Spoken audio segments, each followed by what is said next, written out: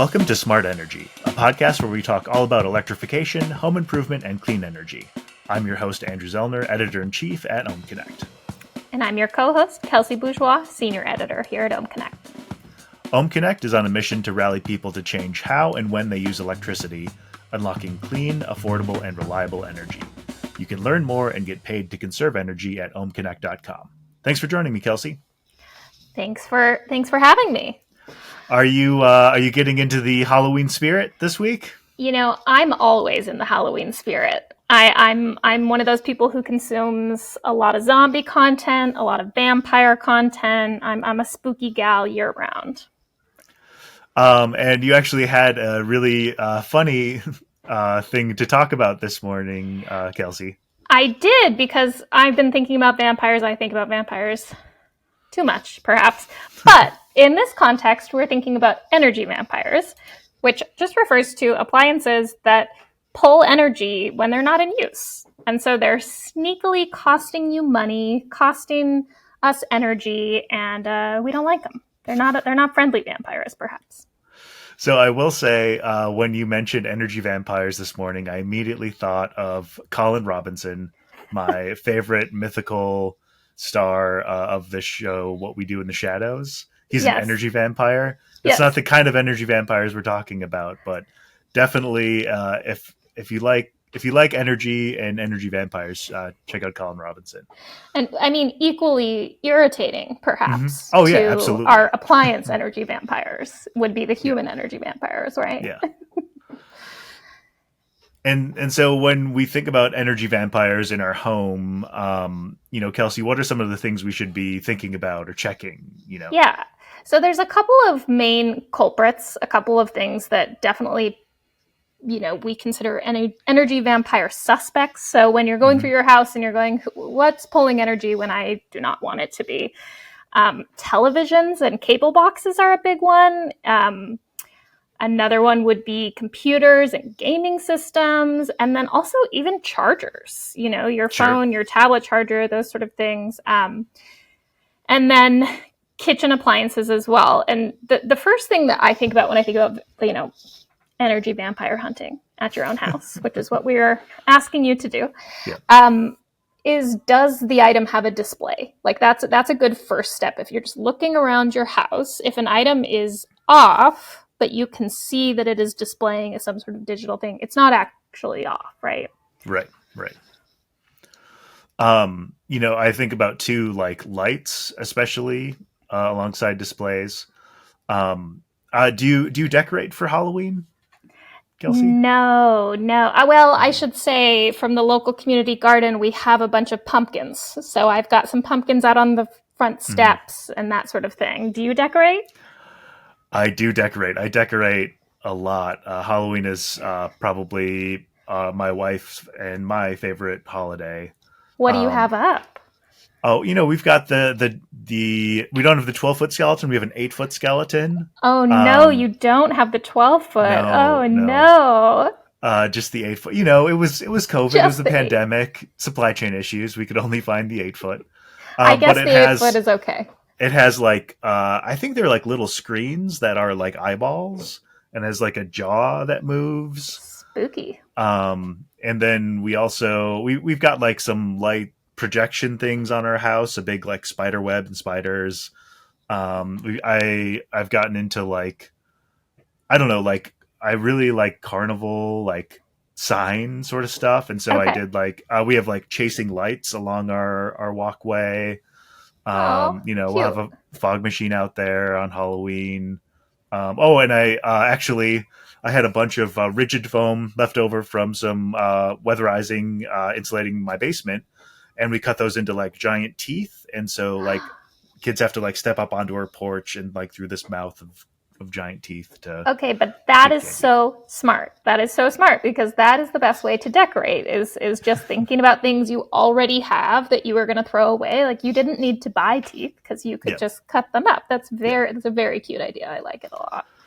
And I picked up a couple of smart plugs over the weekend because everything, is plugged in our front yard. Right. I actually have to like go out there and like plug it or unplug it to turn them on. but I've connected some smart plugs last night and will be tracking how much energy my display is using. And I'm wondering if there's any vampire energy Ooh, it's a good within question. that. Does your Halloween display have an energy vampire in it? Yeah, I mean, not physically, but metaphorically, very likely. Very likely it does. Well, and smart plugs are a great way to deal with energy vampires. Mm-hmm. That's a super smart way to do it, because all of these items that are sort of always on don't need to be always on, but it's also really not practicable for us to walk around our houses. Like, I mean, I'm looking around, I can see, 3 outlets in my immediate vision, right?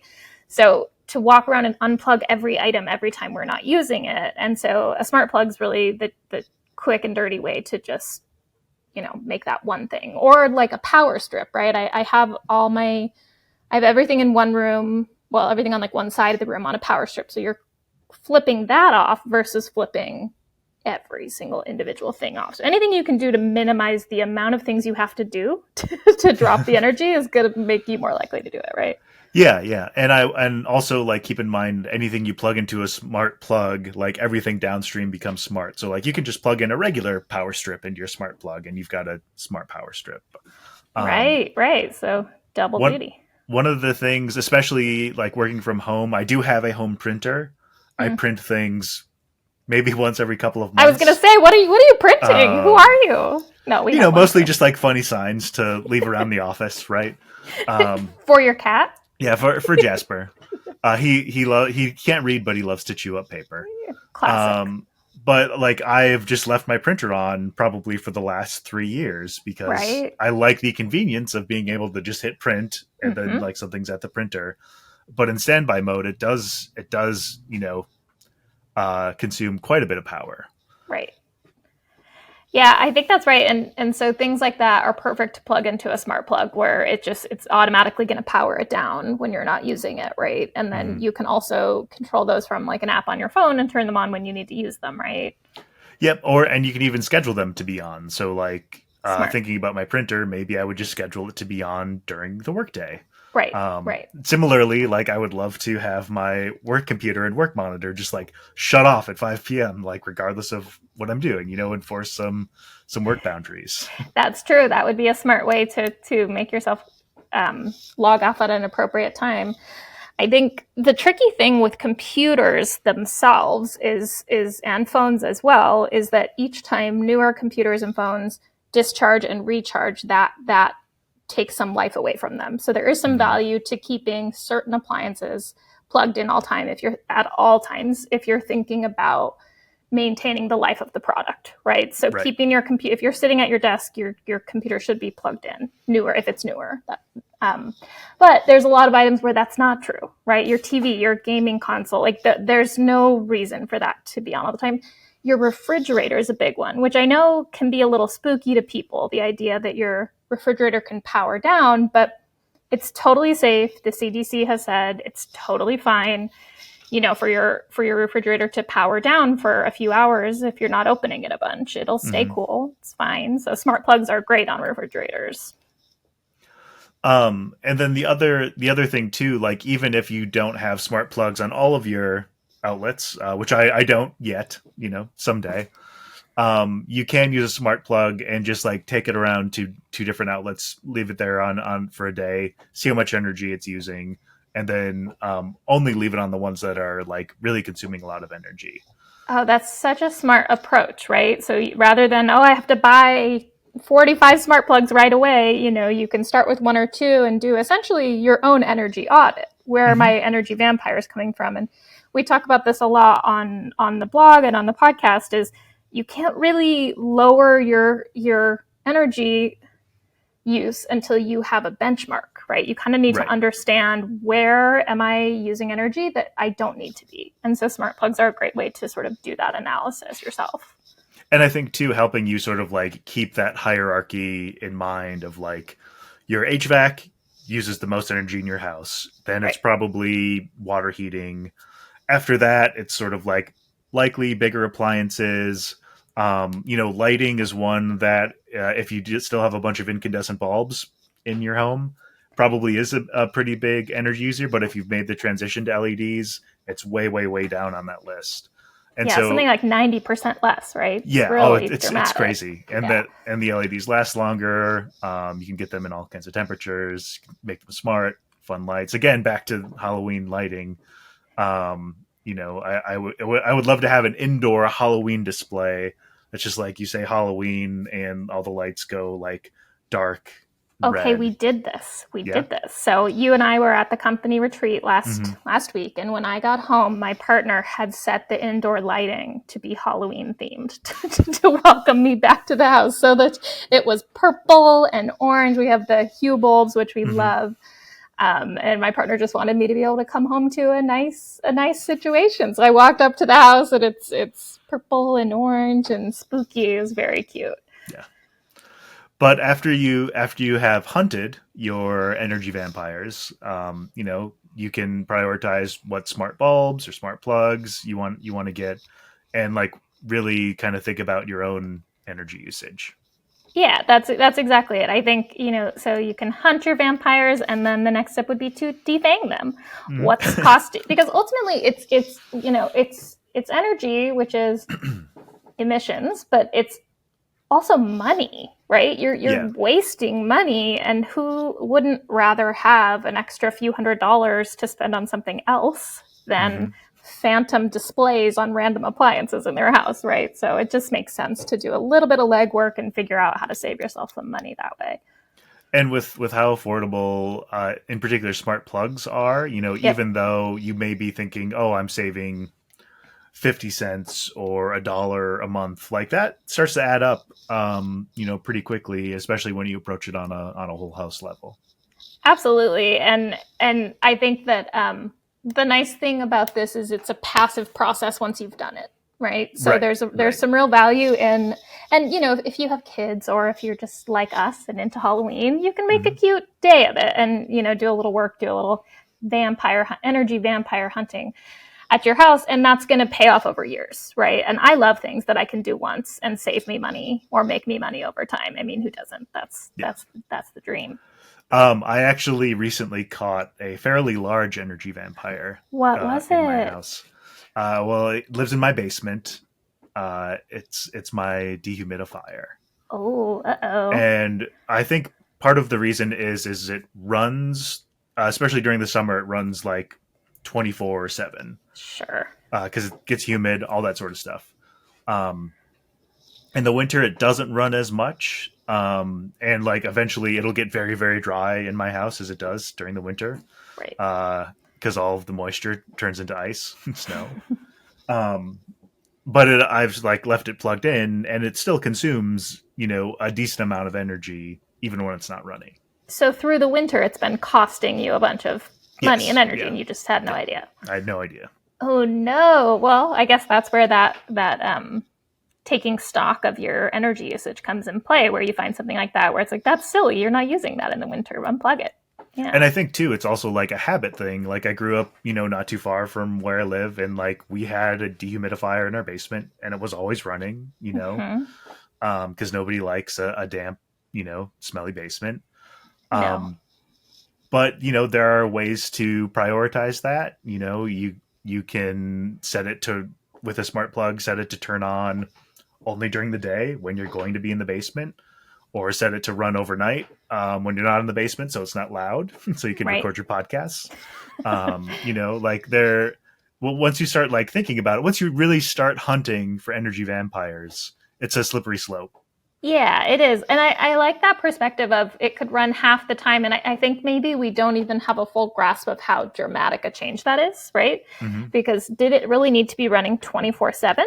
Or could it be running 12 hours, Right. 5 days a week? Like, is Right. that sufficient, right? And just really thinking about that. And we need to do that as a society, just start being a lot more conscious about what energy we're using and why. Is Yeah. it, do we really need to use that energy, or is it just sort of because that's what we've always done? Like you said, I grew up with this, so Mm-hmm. that's what you do. But we can learn new things. Yeah, and I think too, not only the when or the why, but also the when of Yep. like, can I use this energy at a different point in my day when Yep. energy's cheaper? Like, should my dehumidifier never run between 4 and 9 p.m.? Yeah, no, it's a great point, especially, for people who have those time of use plans where energy is more expensive some of the time. So, yeah, don't run things during then. It's what we do here at Home Connect, obviously. Yeah. So, um, well, I would love to tell you about our guest today. I'm really excited about him. So, today I had a conversation with Leon Hordijk, and he is an a landscape architect. I get those words confused. So Leon Hordijk, he's a landscape architect, and he's also an environmentalist. And so he talked me through sort of his background, how he approaches landscape design. He got into the state and jurisdiction level things that go into how we use our green space, and he gave a ton of awesome tips about what individuals can do. So I'm really excited to share the interview with all of you. Hi, everybody. Welcome. Today, our guest is Leon Hordijk. I'm really excited to have him here. Welcome, Leon. Hey, Kelsey. Thanks for having me.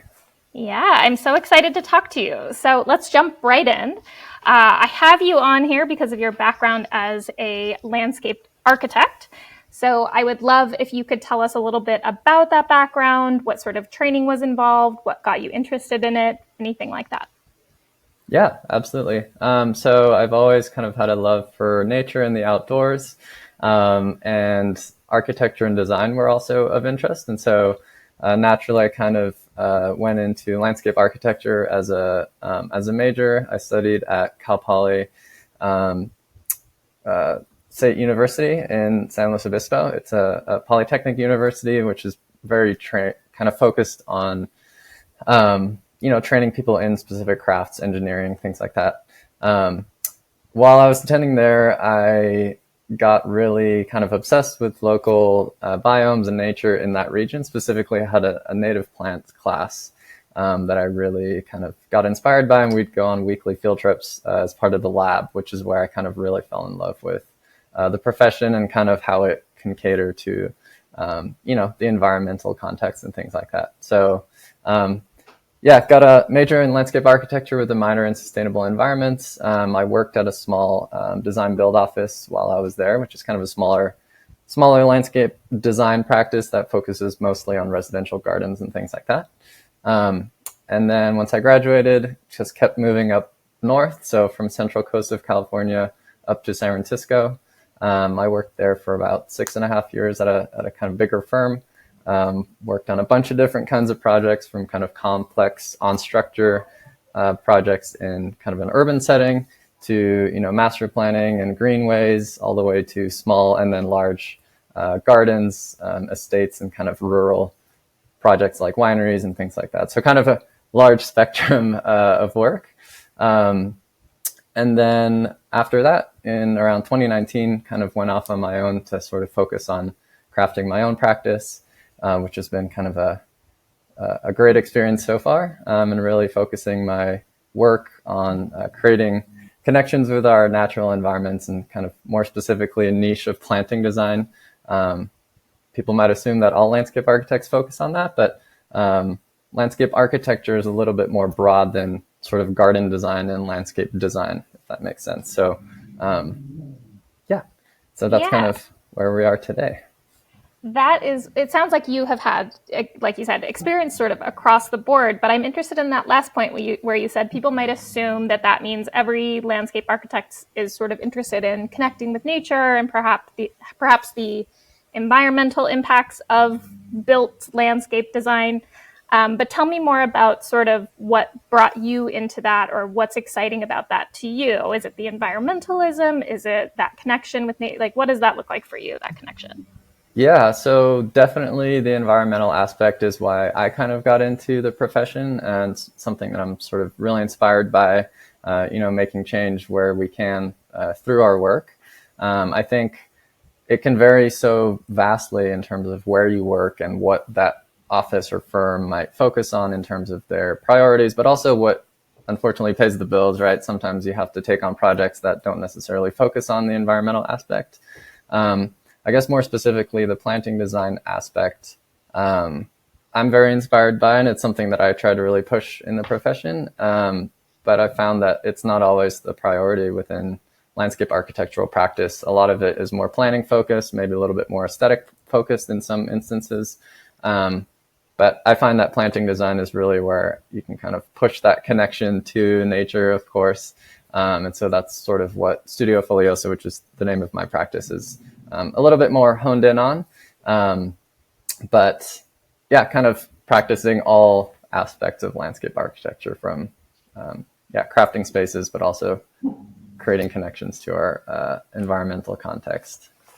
Yeah, and it sounds like you're describing, and tell me if I'm right, you're describing that you don't necessarily think going for an an aesthetic design is not necessarily pitted against making it environmentally friendly. It sounds like what you're doing and what you're interested in is sort of combining those, right? Like those don't need to be antithetical. Am I hearing that right? Yeah, definitely. And I think maybe a little bit more that I'm sort of setting that up primarily at the beginning, like this is what we're trying to do, and really kind of focusing on the planting design part of it. Maybe a little bit more selfishly because it's what I'm very interested in and what I find very exciting, and where I think there's opportunity to really improve spaces, outdoor spaces. But yeah, they're definitely super intertwined and not necessarily one always coming before the other. But I try to sort of preface that up front with clients that that's sort of something that our studio tries to kind of push forward. Yeah, I love that. So I'm curious because you said you worked at a larger firm for a while where perhaps I'm guessing you didn't have quite as much control over what you were designing in a large scale way. But I'm curious, in the time that you've been practicing, it sounds like maybe nearly a decade at this point, have you seen a shift of clients and various types of clients, either people, individuals, or companies, or governments, it sounds like, with the greenways? Have you seen that shift become more environmentally friendly with their landscaping? Are people interested in that, or do you still find that you're the one raising it versus the clients? That's a great question. I think it, again, varies quite a bit. I'd like to say that it has become more of a priority for folks, but the gamut really spans a lot. And I find that we still have a lot of work to do and a lot further to go where that maybe could be a lot more of a priority. Again, I think it very much depends on the client, whether it's, residential backyard or front yard where someone wants to kind of overhaul their garden or rip out their lawn and replace it with, native plants or something like that. From a development standpoint, there's definitely more of a push to try to sort of seem more green, and maybe not necessarily greenwashing, but I do find that there's also, jurisdictions and the state and that are sort of trying to obviously instate more control and try to push people to being more environmentally friendly in their approach to design and planning. We could kind of go all the way into, water restrictions along the West Coast, for example, I think are a huge driver for people to try to be more conscious about their water consumption from an outdoor water use standpoint. Yeah. Let's talk about that a little bit. I'm curious. Like you've mostly practiced on the West Coast. Obviously, drought is a big problem. You wrote for us how to build a drought tolerant garden. But I am curious about sort of the overarching pushes, and it sounds like there is maybe, like you said, state level, jurisdiction level efforts to make sure that any landscape design we do is less thirsty than it has been in the past, right? We don't want to be using our water that way because we need it for people. So what kind of trends are you seeing there? What movement have you seen in that space? Yeah, that's a great talking point. I think, especially in Southern California where, drought and water restrictions have kind of been a thing for some time now. We're really seeing a lot of people, you can kind of drive around even in Los Angeles and you'll see just everyone's lawn is just dead or, very dry at least, which can appear very dead.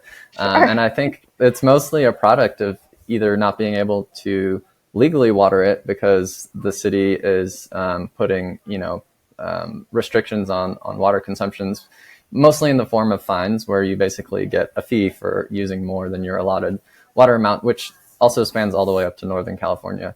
But from a kind of new development standpoint, there's this system called MWILO, which is Model Water Efficiency Landscape Ordinance. So it's a way for counties or cities to basically instate some of these rules to ensure that people are using or implementing new planting designs or gardens or whatever the project may be, but that it's watered efficiently. And so from a design standpoint, it's great for designers and landscape architects because we're able to sort of propose plants that we think are appropriate contextually, regionally, largely consist of native plants just because those already thrive in that region naturally with zero to very little supplemental water. You know, in nature, they only get the rainwater that's provided. So right. That and adapted plants. And so basically the MWILO is really there to sort of ensure that people are implementing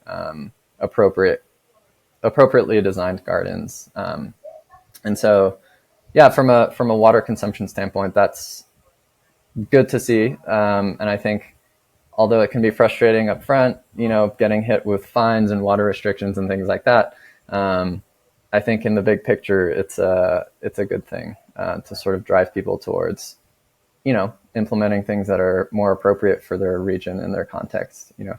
Yeah, I mean, I love that. I think one, it's, you know, visually it makes a lot of sense to have native plants, but also environmentally for reducing the water. And I think a lot of people don't want to do a lot of work on their landscape, actually. So building in plants that are already native to the area, or as you said, adapted, those that would, you know, thrive in that climate is so smart if you want to do less work anyway. So pivoting sort of away from that overarching, the MWILO and things like that, I'm curious, and I know listeners will be too, about individual choices and individual landscapes. So can you, and this is probably a hard question, but can you summarize a couple of top level things that someone should think about if they're thinking about how do I make my landscape more water efficient, more environmentally friendly, less polluting, all of those things? How would you advise someone to approach that project? Yeah, I think that's a really another great question. I think kind of usable tools that people can use. I'd almost say the primary thing to consider is location. I think so much comes down to where you are in the context of your city, in your state, where in the country you are. And the reason being is, you know, obviously climate is a huge influencer, microclimate. So, you know, where's the shade in your garden? Where's the sun? Or maybe not just garden, it could be a public project, whatever the project might be. What are the sun and shade patterns? Where does the water naturally go? How much water do you need? All of these things are kind of going to determine what you can do with your space. And so I think location is so important. I think in the drought tolerant garden post that we worked on together, I think, you know, the kind of looking up, again, based on your location, what your USDA plant hardiness zone is, which really just determines how hot and cold it gets and how much natural rainfall you get. And that will kind of really determine, again, what plants can go there. And yeah, maybe how the USDA thing is really to determine what can grow there. And it initially is kind of set up agriculturally, but it really does influence, you know, the horticultural space as well. Okay, so you can look up and say, what hardiness zone am I in? And then find plants that match that and plant those. Okay. Yep, exactly. And there's other kind of criteria that people use to determine that. Like there's also the sunset zones, which are a different sort of standard, but I think the USDA zone to me is most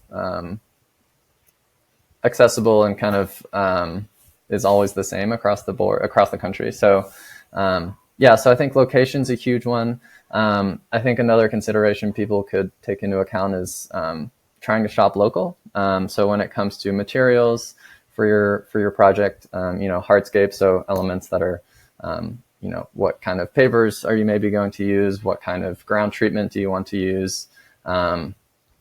If you're buying wood, is it FSC certified, which, just things that you can do to be sustainable in your shopping choices. But I think the local element is really important from an environmental standpoint, just because there's obviously a carbon footprint associated with everything that you do. And so shopping local, I think, can help. It's that not makes always a lot of sense. You don't want to have shipped something from a way far away. There's fuel involved in getting that plant to you when you could just buy it from a nursery that grew it right here. That makes a lot of sense. Exactly. Yep. And I think it's a really good point, especially from a planting aspect. Kind of shopping at local nurseries, plants are already a little bit more adapted to that region. Right. They're acclimated. It makes a lot of sense that way. But you'd be surprised. I mean, especially larger development projects, like stone still comes from China a lot of the time. That's super far away. There's a huge carbon footprint associated with the shipping costs on that, but also I'm sure I don't want to say the harvesting process, but the resource extraction to that. I'm not sure what the criteria in other countries is, but I'm sure that there's also a carbon footprint associated with that. And so, right. I think shopping local is a, and I should say regional, right? Like there's local and then there's regional. I think both are appropriate, but trying to sort of source from a certain mile radius from where your project is located is helpful. And unfortunately, it's not always a surefire way to ensure that things are regional. Stone yards might source their material from Arizona to get their flagstone, for example. Sure. But yeah. But it's a good rule of thumb to shop local or regional when possible. Yeah. Yeah, exactly. And I guess in terms of going into the considerations and kind of transitioning from nursery, I think, and it kind of meshes the first location point and the sourcing from local nursery point together. It's, just kind of looking into what grows locally around you. I'm obviously a big advocate for native plants. And so kind of looking around what grows naturally in your regional landscape, the open space behind or near your house, or what park you maybe go to that maybe has a little native plant component to it. Seeing what grows locally and what you like, and kind of seeing what could work, and kind of doing your research based on there. I like that, walking around and saying, oh, I think that's cute, I should find out what that is. I saw a cross stitch once that said something like that said something like it's only like it's a weed depending on who you're talking to, right? Like weed is sort of a subject. Is that how you see it too? Like a lot of things Totally. we call weeds aren't necessarily bad. We just don't like them for whatever reason, right? Yeah, and we could go into a whole discussion about that and how HOAs are defining a non-maintained garden. There's folks out there who are really trying to push the prairie garden. Someone that I admire is Benjamin Vogt, who has this practice called, I forget if it's Prairie Up or I forget the exact name of his practice, but he's really trying to sort of rewild the landscape where he's at. I believe he's in Nebraska.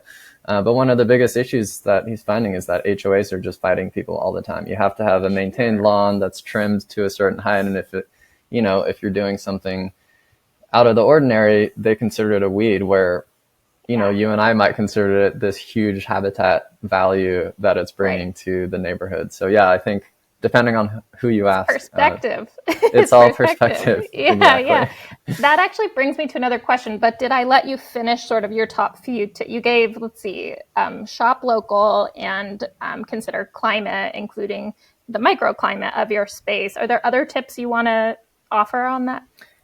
Yeah, I think, maybe this is a multi-bulleted response, but I think considering low impact development, if you want to increase biodiversity, create habitat within your garden, I think that's kind of a three-prong approach. And, again, largely using native plants if you can, but I don't think you need to be sort of a purist about that at all.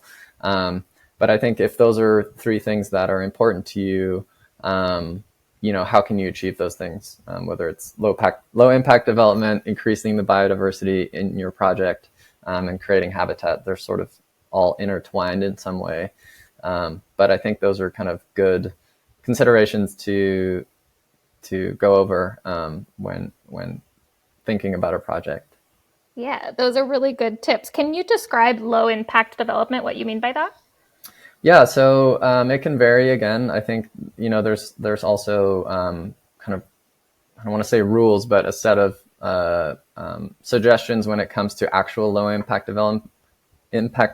Sorry, but it really comes down to it's relatively self-explanatory in the term itself, but really, minimizing site disturbance, implementing things that are appropriate for natural drainage, percolating water back into the water table, planting things that are appropriate for that region.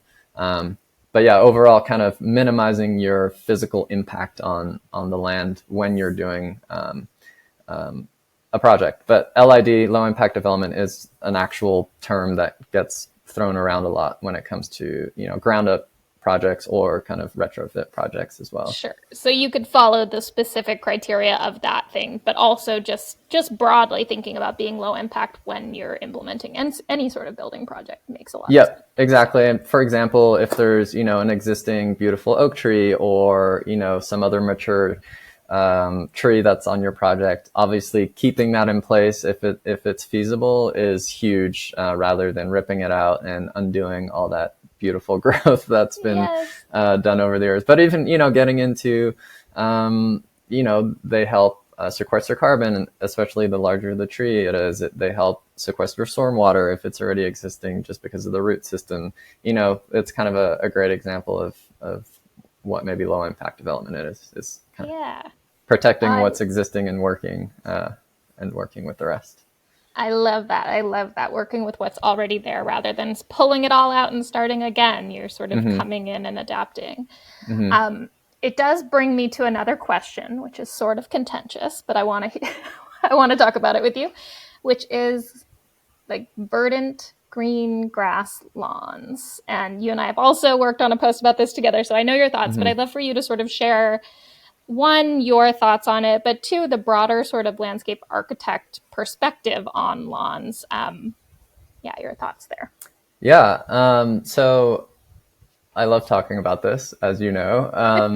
I think I do want to sort of start by saying that we're not, and I say we, and of course everybody's opinion varies, right? Just like the opinion on what's a weed and what's not. But I wouldn't say that everyone's necessarily anti-grass. I think we all generally advocate for less use of it. And if you do use it, doing it in an environmentally conscious way. So that all being said, lawn is this kind of somewhat new age concept, but a traditional concept, and really more of a kind of a symbol of success. When you have this manicured, perfect lawn, is kind of where, without getting into the whole history of it, is kind of where it came from. And so beyond that, and I fully understand and actually appreciate the recreational aspect that it does provide. If you have kids, being able to play on the lawn. Yeah, exactly. Right. There's a reason that it's nice. Yep. Yeah. But beyond that, it doesn't provide a whole lot of value. Grass can sequester carbon, but unfortunately, because of the large carbon footprint that lawns specifically in the US have, it kind of undoes all the positive aspects that it could bring. And so going into more detail on that, obviously along the West Coast, the Mountain West, the Southwest, there's not a lot of water. And so this idea of this verdant green lawn really is super unnatural. It takes tons of water, which we talked about water restrictions already. It just doesn't make sense. And then there's the huge carbon footprint associated with the pesticide, fungicides, herbicide, the management of the lawn. So most people are, pouring all these things onto it that help it stay verdant in an environment that doesn't maybe host it in the best way. And so unfortunately, a lot of that leaches into the environment. Besides just the runoff and all the issues associated with that, being around all these harmful chemicals has literally proven to cause issues in people, from cancer to other health ailments that people have kind of tracked back to the overusage of all of these chemicals and pesticides. And then last but not least, the maintenance aspect of it is huge, right? So you have to mow it once a week. It takes all this water and all this pesticide. And then the physical maintenance aspect of it requires lots of fossil fuels.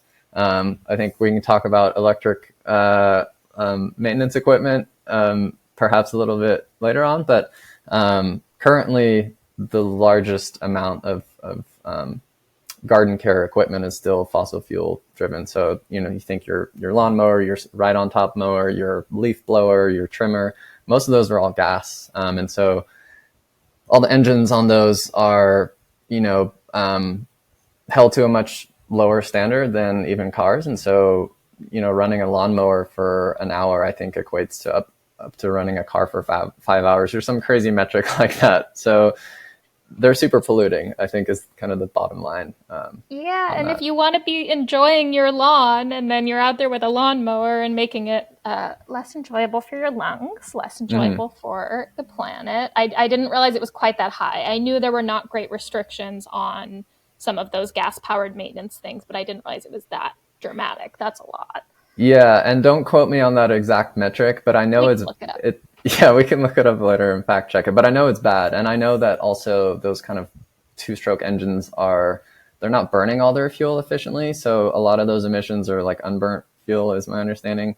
And so they're off-gassing really badly and people are breathing that in. There's also the noise factor to it, right? I mean, but yeah, lawn, I think kind of going back to your question, besides the recreational aspect that it provides, it's pretty useless and honestly a nuisance in a lot of ways, especially in California. Like I said earlier, people are letting them die because they can't water it. And in my opinion, and you'd probably agree, like, why wouldn't you just have a garden that provides a whole host of benefits to yourself, but also the environment? And maintenance is way less, like the list of The list alternatives. goes on. Yeah, exactly. I think also what I heard you say at the beginning was that it doesn't have to be super rigid or hardline. None of this does. It can all be sort of incremental, right? So perhaps it's not rip out your whole lawn and we hate grass forever. Maybe it's, do you need that much grass or do you need a small amount of grass for recreational purposes and the rest of your landscape could be a garden to create that biodiversity, be more drought resistant, that sort of thing. So I like sort of that approach. And I also know there's some alternatives to the grass that we think about. Could you take us through some of those that might be possible? Yeah, and I think just to really quickly go back to something you said too, I think something that, and I don't know this for a fact, but I think it's almost like a design choice to be like, oh, we'll just put lawn around the whole house, right? Like it seems like the easy route in a lot of ways from a design standpoint. I don't want to call it the lazy route, but in my opinion, it seems like sometimes that has been kind of the status quo. It's like, okay, let's, just put lawn around the whole house because we know how to do that. It'll be quick, and that's kind of will just be the easy method. In terms of alternatives to lawn, there's so many, whether you want to go for a more hardscaped approach, maybe you want, a xeric garden, which is a garden that relies completely naturally on just rainfall alone. Or you can literally have alternatives to physical lawn, especially if you have a smaller area. I do think it becomes more within reach. I think some of the challenges on replacing all your lawn altogether with an alternative like creeping thyme or clover we've talked about, or other ground covers like Demandia in California works well. Carapia in Southern California is becoming really popular as a lawn alternative. I think the challenge is if you have, let's just say an acre, for example, lot, and your house takes up, 2,000 square feet of that. The rest of all that, in theory, would be lawn, which replacing all of that with a substitute would be tricky. But I think if you kind of reimagine the whole thing, and again, this can be kind of tackled in phases, right? But sort of approaching it in sections and kind of reducing the overall area that would be the lawn program, so to speak, is a lot more achievable. Yeah, and I like the advice to, it doesn't have to happen all at once, because that's a big undertaking. So it's okay to Hmm. do it in phases and start Hmm. phasing out your lawn, letting parts of it die and replace it with other things. Or yeah, Yeah, absolutely. And it's something that I kind of, or that our studio helps clients with too, whether it's a large, commercial project or a residential project, kind of coming up with the big vision plan and sort of chipping away at that through, a variety of methods. But usually you put together a phasing plan that's like, okay, well, first you tackle this section. Maybe it's the landscape from your driveway to your house, for example, just because that's what you see most every day, and kind of, yeah, chipping away at it. Over time, I think makes it more attainable from a financial standpoint, but also a physical implementation standpoint as well. yeah, that makes a lot of sense. So I definitely hear the reasons why there's some anti-grass sentiment. It's definitely the tip that I'm on, but I hear you that it doesn't have to be completely phased out. We just need to be a little smarter about when and where we use it, particularly in which climates we decide to use it in, right? Yeah, and I think even in saying that, you can keep your lawn and have a much well. Sorry, depending on where you are, I think if you live on the East Coast, for example, there is more natural rainfall, Mm-hmm. and you can maintain a lawn with a lot less of an environmental impact. You can use organic fertilizers. You can mow half the amount of time that you think you need to mow in theory, right? Like you could mow once every 2 weeks instead of once every week. So that's already slashing your emissions by two or by half, sorry. Um, so there are steps you can take to even minimize your impact if you do have a lawn currently. But I will say on the West Coast and Southwest and even Mountain West, I'm currently located in Colorado, and it's super dry here too. I'm from Utah, so similar climate as Denver, and my brother just replaced his entire front yard with a drought tolerant garden, and there was a tax incentive to do that this year. So that I think we're also seeing more and more of that at the state level, of some incentives to rethink the way that you use your lawn, which is great. Mm-hmm. Yeah, absolutely. Definitely seeing that in California as well. It kind of varies by state or by county, sorry. Right. But yeah, there are lots of incentives. Utah, I know, is definitely at the top of the list, or Colorado as well. So I think, yeah, things are moving in the right direction there. Yeah. So look at your local situation, see if they're offering you any money to make your yard a little more drought tolerant. Hmm. So moving on and sort of looking into the future, I'm curious about where you see the future of landscape architecture going in terms of environmentalism, climate impact, all of that stuff. Do you think that your field is going to get more focused on this, less focused on this, and why or why not? For sure. I think, when you're studying landscape architecture, this is taking it way back, but like, you kind of have visions of how you might improve the world from an urban planning standpoint and creating, green space for everybody and, positive impacts in terms of stormwater management and all these really cool ideas. I think, it's super ingrained in the profession. And so I think it's always going to be at the forefront of what we do. I think something really interesting to talk about is maybe what has sort of happened through COVID. I think people really started to see, at least in the US, I don't want to necessarily, um, you know, in Europe, for example, and, places like Japan, even public space, urban space, green space are very, very valuable, and people know the value that it brings from a planning perspective. I think in the U.S. it's also there, but I think it's lagging a little bit, to be completely frank. And so I think through COVID, people really saw the value in, okay, I'm stuck at home. What can my home garden look like? But also when I go outside, what access do I have to open space or green space? What does my park look like? How can it improve? What does my experience in walking on the sidewalk look like? If you even have a sidewalk, depending on where you live. So this is very big picture, but I think, moving things forward in terms of providing environmentally conscious spaces for people at large is something that I'd love to see continuing to grow. I think there's a lot of room for improvement, but yeah, so that's one thing. That's super big picture.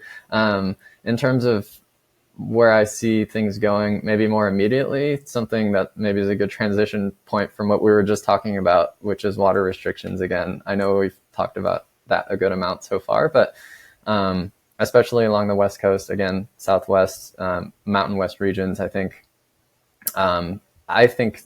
counties and cities and the state at large will probably start putting more restrictions on as they see drought increasing, and the kind of ailments of drought really having an impact on development. I even read this morning this short article about what's going on in Phoenix, where they've basically depleted their aquifer, which is where they're getting most of their water, and they're they have huge plans in terms of development for that city.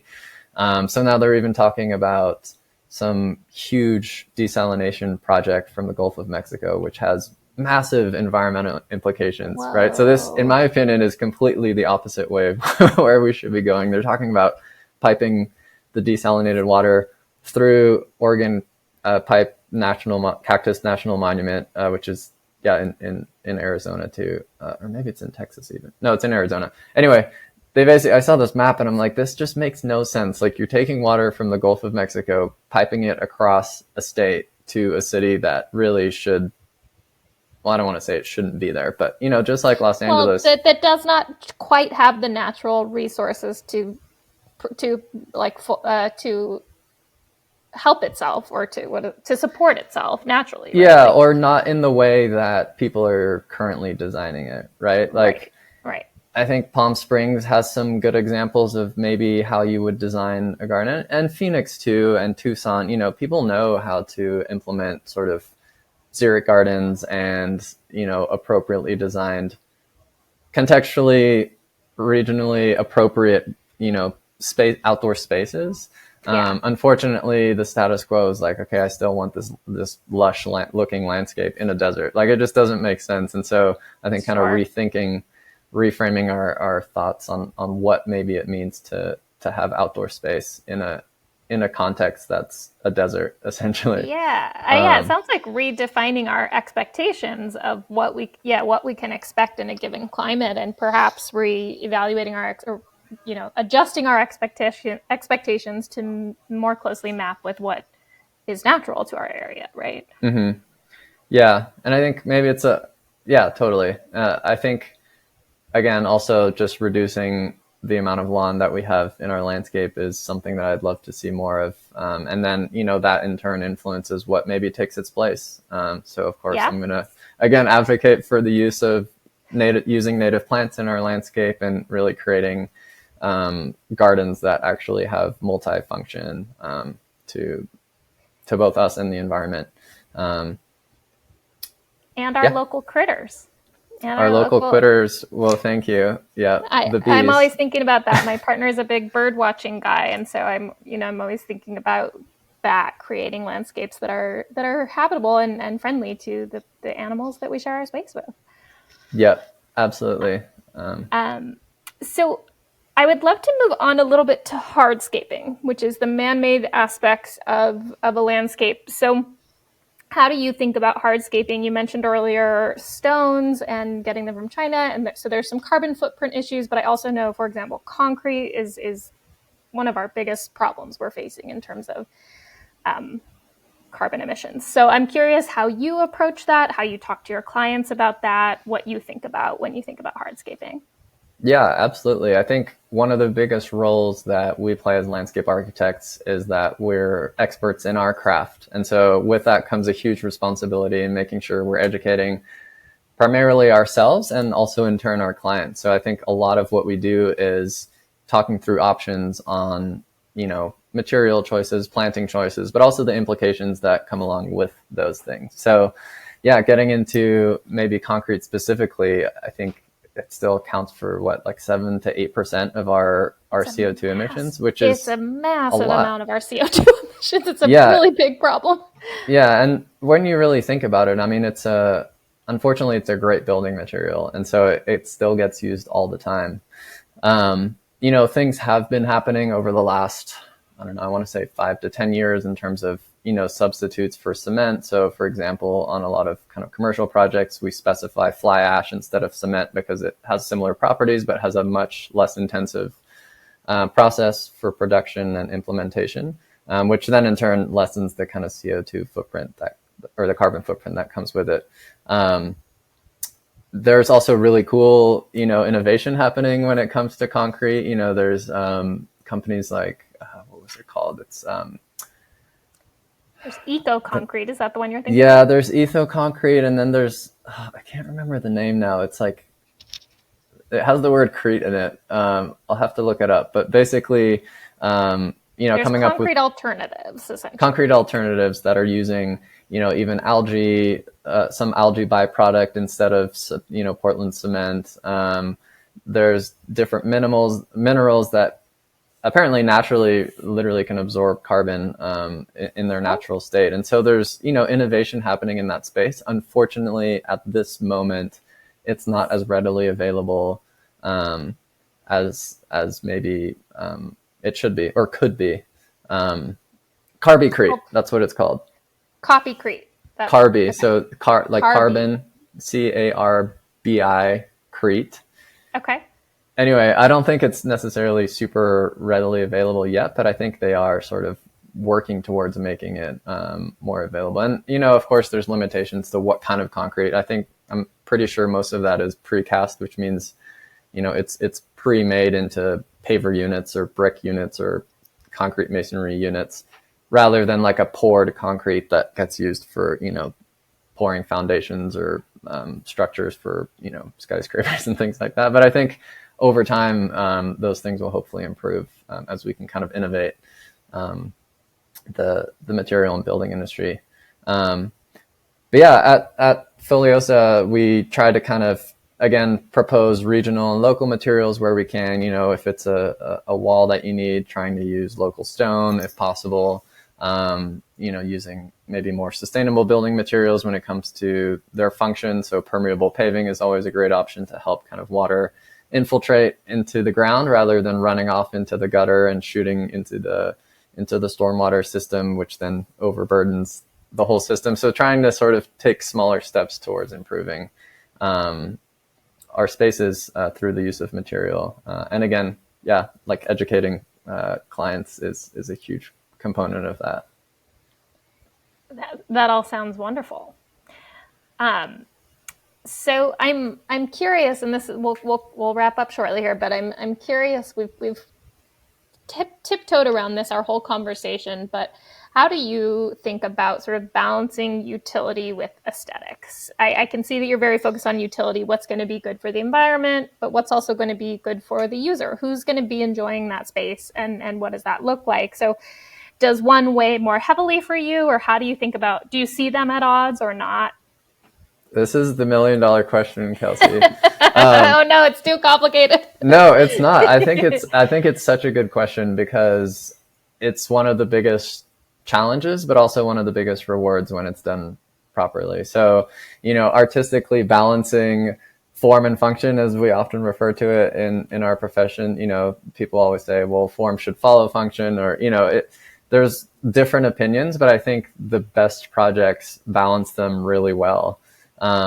Luckily, functional, in my opinion, doesn't always have to be ugly or unattractive. I think beautiful gardens can be super utilitarian.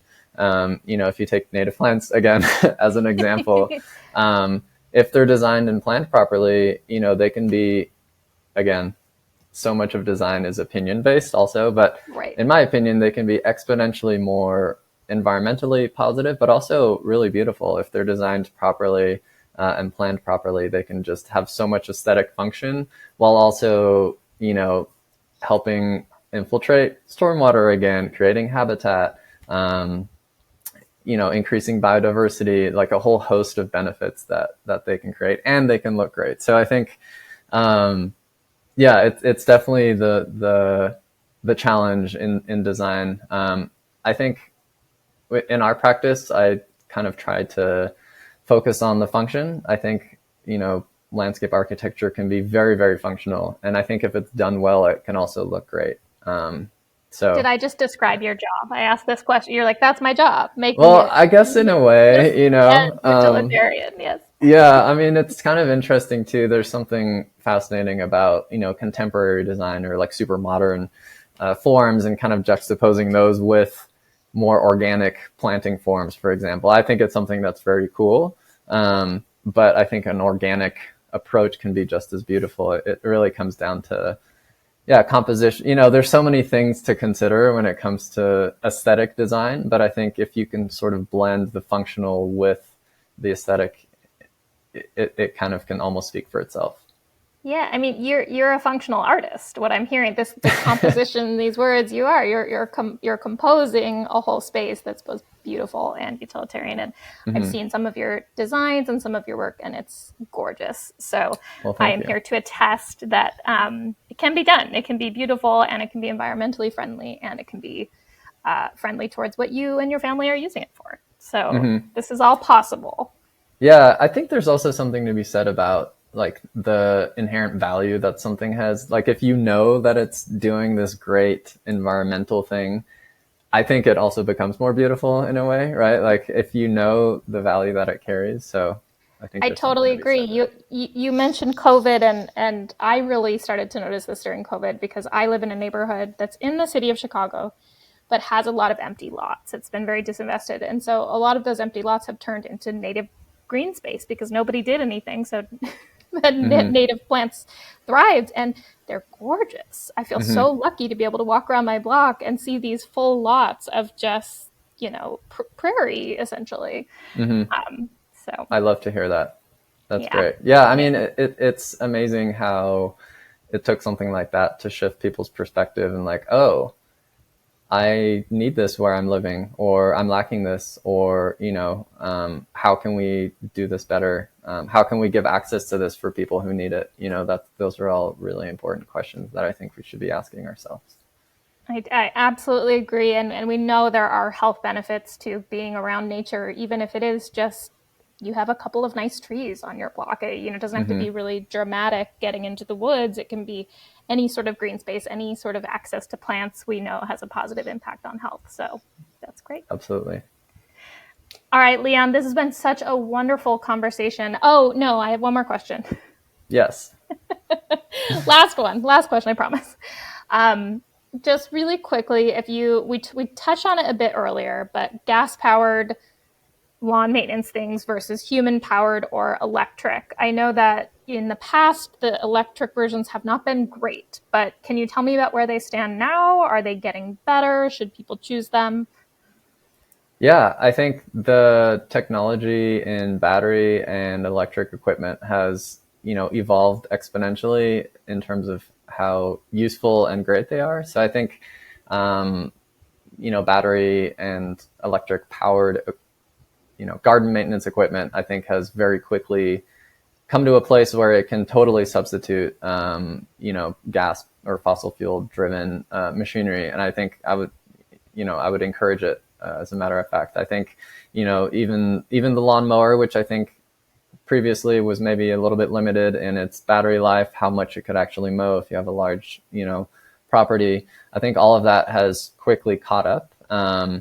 Although the upfront cost is maybe a little bit more expensive, I think the long-term benefits totally outweigh, the classic gas-powered equipment. You have zero emissions, at least physically at the source.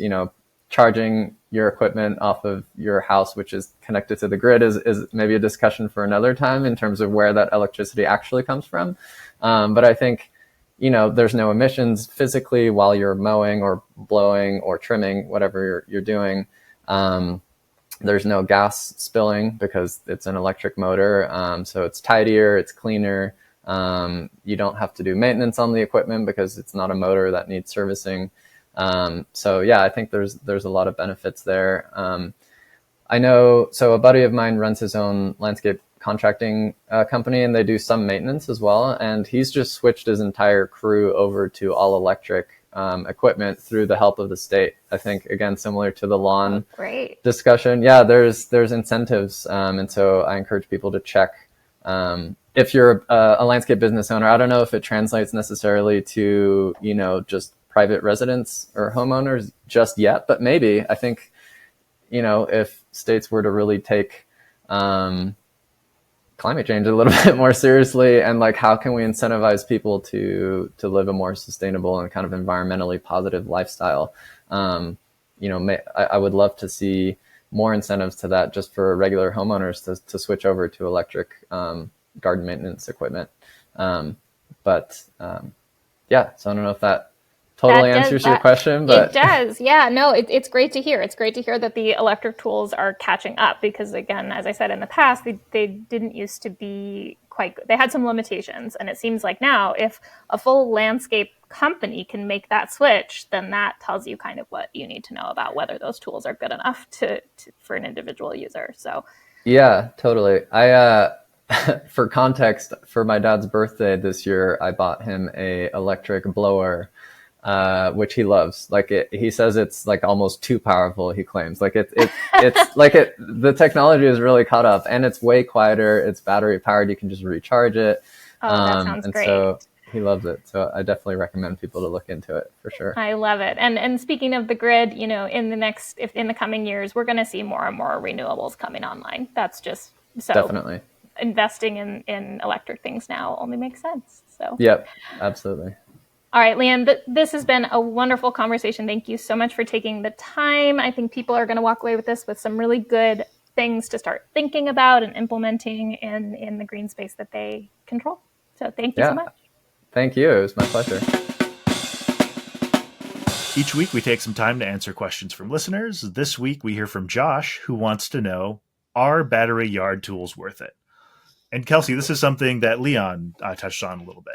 Yes. It's so a perfect thematic question. So the short answer is yes, absolutely. Like many electric things, there may be a slightly higher price up front, but it starts to pay off pretty quickly. You're not buying fuel for the items. You can do things like buy the same brand of battery that charges all your yard tools. So then you're buying that once, and then the yard tools separately, and they all use the same one. So are they worth it? Absolutely. And they're worth it for a lot of reasons, right? The first that comes to mind is the environmental impact. I think that maybe not a lot of folks understand this, but our normal like 2-stroke, 4-stroke engines that a lot of our lawn care stuff use, they are not well regulated. They are emitting. I mean, I am a little bit horrified at having grown up around these tools. Do you ever think about this, Andrew? Oh yeah. Like as soon as I was old enough to use our lawnmower, like I think 10 or 12, like I was mowing the lawn every weekend, and I was mowing neighbors' lawns and earning money and breathing in those fumes. Yeah. Oh no. Yeah. So that's one thing, is cutting out that piece of it. But the other thing you and I talked about, Andrew, is the noise piece. Yes, that is huge, and especially in the professional landscaping community, more and more cities are, I think previously, cities have noise ordinances usually, and so like you shouldn't be starting before 7 or 8, and like not too long after 5 or 6. But especially like leaf blowers, I'm thinking particularly right now in the fall, like all weekend long, you hear leaf blowers going in your neighbors' yards. And cities are starting to have ordinances around professionals and how much noise professionals can make with lawn equipment. Which is great. And Leon mentioned he knows somebody who just had a government incentive to make the switch for their professional landscaping company over to electric, which really, to me, answered the question of, are these good enough? If they are good enough for a professional landscaping company, they're good enough for your backyard. They are. And in some cases, potentially even stronger than the gas-powered versions. That's one of the things that has really blown my mind about like cordless battery technology in general in the last few years, is like you can get more power out of a battery now than you can get out of a standard household outlet. Which is like kind of mind blowing. That's not really the case in most like consumer products, but like there are like some cordless like jackhammers, like cordless concrete saws that like have more power and torque than the gas version and any version you could plug in. Wow. And then when you think about, especially, on job sites or you're doing commercial work, you're not going to be able to like plug into somebody's house, or that sort of thing. So one other call out I'll make is that the first thing I did when I moved into my house 5 years ago, the previous owners, bless their hearts, like left a old lawnmower in the garage that like ran, and a bunch of like weird, chemicals as well. Oh no. But I got rid of those. I got rid of that gas powered lawnmower and bought a cordless Ryobi 40-volt lawnmower. Couple $100, came with a battery. Very quickly, I added, the cordless string trimmer, a hedge trimmer, and then a couple of other like things that attach to the string trimmer. And I've been super happy with them. I live on a city lot. I don't have a ton of grass to mow. And I last summer I mowed my lawn the entire summer just on one battery charge. Whoa, that's amazing. I mean, it probably speaks to the size of my lot, but also, if I thinking about like that, I also at the end of the summer, I just cleaned my lawnmower and put it away. I didn't have to like winterize the engine. Right. I didn't have to like stabilize some gasoline. Absolutely. It's less work in the end. And to your point of stabilizing the gasoline, one tip that Leon shared in his recent blog post about this was, as you're making the transition to electric tools, which you absolutely should do, but that might take time to do, as electrifying does. In the meantime, buying a new gas can is actually a smart thing, because the newer ones are better at maintaining the gas and better at like not allowing the off gassing and not so. So if you're still using some gas powered tools before you electrify, definitely buy a new smaller gas can that's a new design. So the one tool on my list to electrify that I haven't yet is a snowblower. Oh. But it's in the budget for this year to get a battery powered snowblower. I will likely keep my gas powered snowblower through the season, see how it does. But even just like right now thinking about it, like I've got to dig my snowblower out of the back of the garage and then like do an oil change the spark plug, like make sure it runs, all that sort of stuff before the snow even falls. Whereas with like an electric snowblower, literally you just like put in the battery and turn it on and it's running. Oh, that sounds amazing. And like it would save like a weekend for me too, which, who can put a value on time? I mean, that sounds really worth it to me. I'm still hand shoveling over here. But that's okay. It's a nice workout. That was the other thing Leon said, is, I think it's really worth electrifying your tools, but if you can do a human powered version, keep that in mind. Obviously not everybody is able-bodied, but if you have the time, there's some value there as well. Absolutely. I don't know. There's also something like very primal about like digging a hole. Yes. It's like why kids build snow forts. It's why like on the beach, anyone with a shovel and a bucket is just like digging. Totally. Yeah, for sure. Yeah. Well, that was a long answer to your question, Josh. But the answer is it worth it? Yes. The new tools are awesome, in some cases even better than the fossil fuel versions, and you should absolutely be working on electrifying everything in your home. So, well, that's it for this episode of Smart Energy. Special thanks to Kelsey for joining me, and our guest Leon Hordijk for the great interview, and of course Josh for sending in a question, as well as all of you for listening. To see the show notes, send feedback, and learn more about Smart Energy, visit ohmconnect.com/smartenergy. Stay safe, conserve some energy, and we'll see you next time.